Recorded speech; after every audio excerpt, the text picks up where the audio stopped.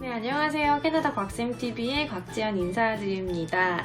오늘은 여러분들과 조금 이제 제가 아이를 키우면서 이걸 내가 미리 알았더라면 좀 고생을 덜 했겠지라는 차원에서 여러분들께 조금 팁을 알려드리고 싶어요. 특히 이제 아이를 키우면서 제가 지난주에는 이제 저희 아이가 이제 이렇게 자라고 있어요 라고 보여드렸는데 지금 사실은 제가 아이를 또 키우면서 첫째랑 둘째 키우면서 정말 여러 가지 트라이얼과 에러 속에서 이거는 이렇게 해야겠다라는 게 지금은 이제 너무 자연스럽게 몸이 익숙해져서 하는데 초보 엄마들은 조금 당황하실 수도 있을 것 같아요. 그래서 사실 한국에 있는 제 친구들도 보면은 이제 아기를 처음 나서 이제 키우는데 조금 어려움이 있더라고요. 근데 이제 저는 이제 셋째를 키우니까 나 이때는 이렇게 하는 거구나, 이럴 때는 이렇게 하는 거구나 이제 알게 된 거죠. 사실 첫째가 병원을 제일 많이 갔거든요. 왜냐면 모르니까 제가 무지했던 거예요. 근데 사실은 아무도 알려주지 않으니까 경험에서 나오는 이런 게 있더라고요. 아이들이 이제 첫째는 열이 조금만 나도 저는 그냥 소아과에 갔어요. 근데 사실 조금 이제 아이마다 좀 다르기는 하지만 대부분의 경우에는 첫째도 그렇고 둘째도 그렇고 열이 신생아 때 나면 한 37.5도에서 38도가 넘으면 좀 위험하기 때문에 열이 나면 의사한테 보는 게 가장 좋아요. 그런데 여기서 팁을 알려드리자면 응급실에 가는 것보다는 피디아트리션 아기의 소아과 의사한테 가서 물어보는 게 사실 제일 좋아요. 왜냐면 응급실에 가게 되면 정말 오래 기다리고 진이 너무 많이 빠져요. 왜냐면 응급실에 가면 응급 환자들을 보는데 한국처럼 빠르지가 않아요. 여기 아마 응급실 가셨던 분들 아실 거예요. 응급 환자가 이 신생아뿐만 아니라 다른 어른들, 무슨 애기들, 뭐 다른 사람들 되게 많이 가요, 응급실에. 그렇기 때문에 되게 바쁘면 정말 급한 일이 아니면 한 정말 3-4시간이고 주구장창 기다려야 되거든요.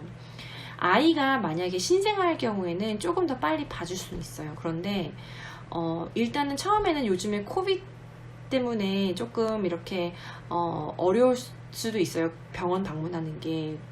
그리고 병원에 가면 조금 더 노출이 많이 되기 때문에 일단은 전화로 의사 선생님과 통화를 해서 아이의 이제 그런 상태를 말씀해 주시는 게 가장 좋고, 그리고 아이가 신생아라면 그 소아과 선생님이 미리 양해를 다른 환자한테 구해서 봐줘요. 중간에 점심시간이라도 봐줘요. 왜냐면 신생아가 열이 난다는 거는 되게 위험할 수 있거든요. 근데 조금 미열인 것 같다, 아니면 조금 그래도 이제 제가 봤을 때는 한 8주 이전에 아이들이 열이 많이 난다면 꼭 이제 소아과를 방문하시는 게 좋은 것 같고요.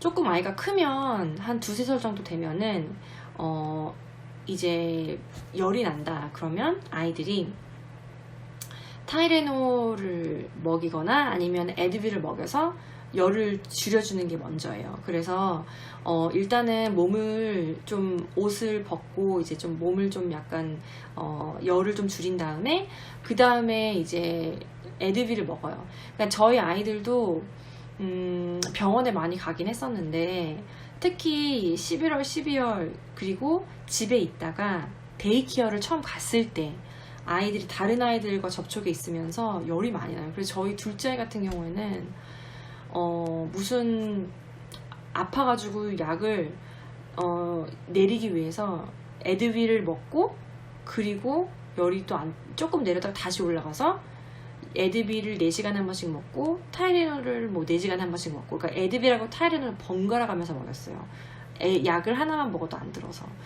근데 사실 한국은 뭐 여기 치료해주고 뭐 이비인후과 가면은 목도 치료해주고 귀도 치료해주고 하는데, 여기는 it's okay, 뭐 그냥 take Advil, 뭐 에드빌이 무슨 만병통치약인 것 같아요. 참 그래서 에드비를 달고 살았어요. 저희 둘째도 그렇고 첫째도 그랬을 때가 감기 걸리거나 하면요.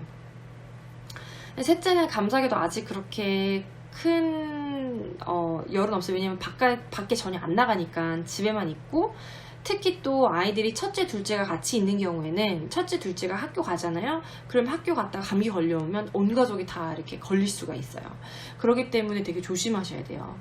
그래서 그리고 이제 열 나는 거는, 그리고 또 다른 이유가 있을 수 있어요. 뭐 몸에 염증이 있거나 다른 이유가 있어서 열이 날 수 있기 때문에 꼭 소아과를 가셔서 선생님한테 확인 받는 게 중요하긴 하지만, 특히 그래서 좀 주의 깊게 잘 보셔야 되는 게 중요하고, 어린아이 신생아 같은 경우에는 이제 엉덩이 이제 기저귀 갈 때 아기가 오줌 싸거나 똥을 싸면 이렇게 물로 닦아주셔야 돼요. 안 그러면 아기 살이 되게 약하기 때문에 발진이 일어날 수 있어요. 기저귀 발진이 일어날 수 있고, 그리고 로션을 바를 때도 로션 안에 화학약품이 많이 들어가 있기 때문에 어린 아이들 경우는 이 바셀린을 많이 발라요. 태어난 지 얼마 안 된 아이들은 다른 로션도 로션이지만 이 바셀린이 되게 중요한데, 이 바셀린은 아기가 태어나자마자도 제가 저번에 알려드렸듯이 그 엉덩이 쪽에 꼭 발라주세요. 그러면 되게 촉촉하고 아이들이 발진이 덜 나요.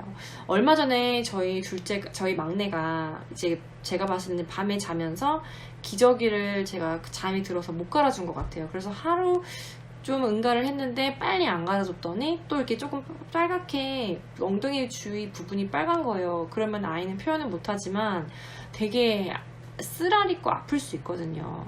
그래서 이 바셀린을 계속 발라줬는데 지금 저희가 이제 거의 8주째 접어들고 있거든요.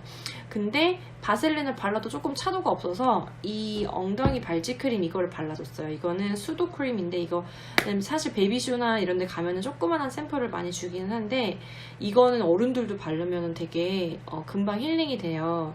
이게 그래서 다이퍼 래시나 마이너 스킨 이리테이션에 되게 좋다고 하는데, 엉덩이에 이걸 조금 발라주니까 확실히 많이 좋아지긴 했어요. 그래서 기저귀 자주 갈아주시는 거 잊지 마시고, 그리고 항상 물로 닦고 그 다음에 가제수건으로 이렇게 물기를 제거해 주시고, 그리고 이제 엉덩이에 바셀린을 좀 바르고 기저귀를 채워주시는 게 굉장히 도움이 많이 되고요.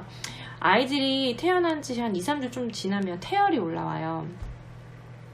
그래서 아니면 이제 엄마 품에 오래 안아 있거나 아니면 아빠 품에 오래 안아 있어서 아기띠를 메고 이렇게 재우거든요, 저희는. 왜냐면 첫째, 둘째 좀 젖을 물리면서 아기가 잠에 잘 때도 있지만, 웬만하면 젖을 물리고 자는 것보다는 아이가 안아서 재우는 거를 연습시키려고 많이 노력을 하고 있어요. 그러니까 아기가 이제 이렇게 엄마랑 몸에 닿고 있거나 아빠랑 몸에 닿고 있으니까 얼굴에 열이 올라오는 거예요. 그러면 사실 좀 놔두면 지나가긴 하는데 굉장히 태열이 심한 경우가 있거든요. 그러면 저는 로션을 발라주니까 많이 좋아졌어요. 그 로션이 하나가 이게 옛날에 저희 소아과 의사 선생님이 저희 둘째랑 첫째 애기 피부가 되게 겨울에 좀 예민할 때 이걸 발라줬더니 굉장히 좋아졌거든요. 이게 유세린이라는 건데, 엑지마 릴리프라는 이거를 발라줬더니 굉장히 이제 한 하루 이틀 발라줬더니 많이 들어갔어요. 그래서 이거 아니면은 그 한국에서 피지오겔 그 로션이 되게 좋다고는 해요. 근데 되게 비싸요. 그래서 그냥 이거를 사서 발라줬더니 이것도 충분히 많이 가라앉더라고요. 그래서 태열 나서 이제 조심하셔야 되고, 네, 또 중요한 것 중에 하나가 아이가 만약에 젖을 먹고, 그리고 또 이제 트름을 꼭 시켜주셔야 되는데, 아기가 젖이나 이제 분유를 먹다 보면은 공기를 잘못해서 같이 흡입을 하면 이제 그것 때문에 이제 되게 불편해요. 아이가 너무 어리면 혼자 이렇게 트름하는 방법을 모르기 때문에 트름을 시켜줘야 돼요, 꼭. 그럼 이렇게 토닥토닥 시켜주면 트름을 이렇게 꺽해요. 그러면 또 눕히면 조금 더 개울 수 있어요. 그렇기 때문에 아기가 찡찡거리는 이유가 몇 가지 있을 수 있어요. 저희 아이는 찡찡거릴 때 항상 보면 젖을 먹고 나서 이제 이게 올라오는 거예요. 그러면 이제 트름을 해주면 좀 편해져요.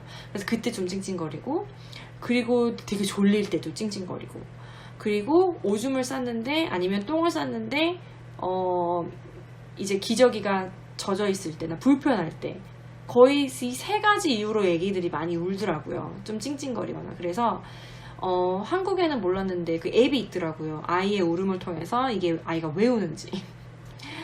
근데 사실은 그게 우리 아이가 그게 또 안 맞을 수 있기 때문에 이 세 가지를 확인을 해보시면 아마 아이가 왜 우는지 또 우는 그 이유를 정확히 아실 수 있을 거예요. 네, 그래서 오늘은 몇 가지 제가 아이를 키우면서 정말 도움이 많이 됐던 크림들, 그리고 아이들이 병원에 아팠을 때 그런 경우 몇 가지 알려드렸고요.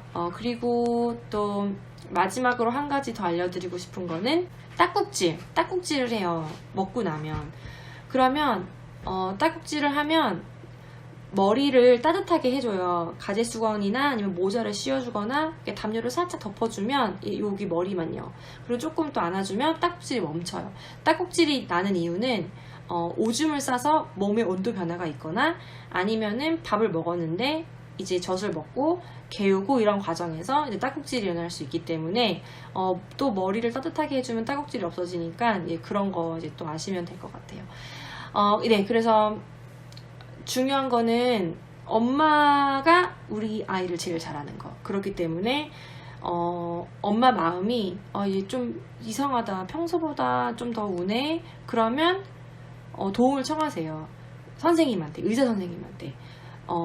왜냐면 물론 경험자들의 조언에 의해서 맞는 말도 있겠지만 거의 대부분은 엄마가 아이를 제일 잘 알거든요. 그러니까 다른 분들 이야기도 물론 듣는 것도 맞지만 저는 이제 A가 좀 이상하다 그러면 무조건 소아과에 가셔서 아니면 전화로라도 상담을 받으시는 거를 추천을 해드립니다. 네, 오늘은요 여기까지 하고 마무리할게요. 여러분들이 이 영상이 도움이 되셨다면 구독과 알림 꼭 설정을 해주시고 그리고 좋아요 버튼 눌러주세요. 네, 감사합니다. 안녕히 계세요.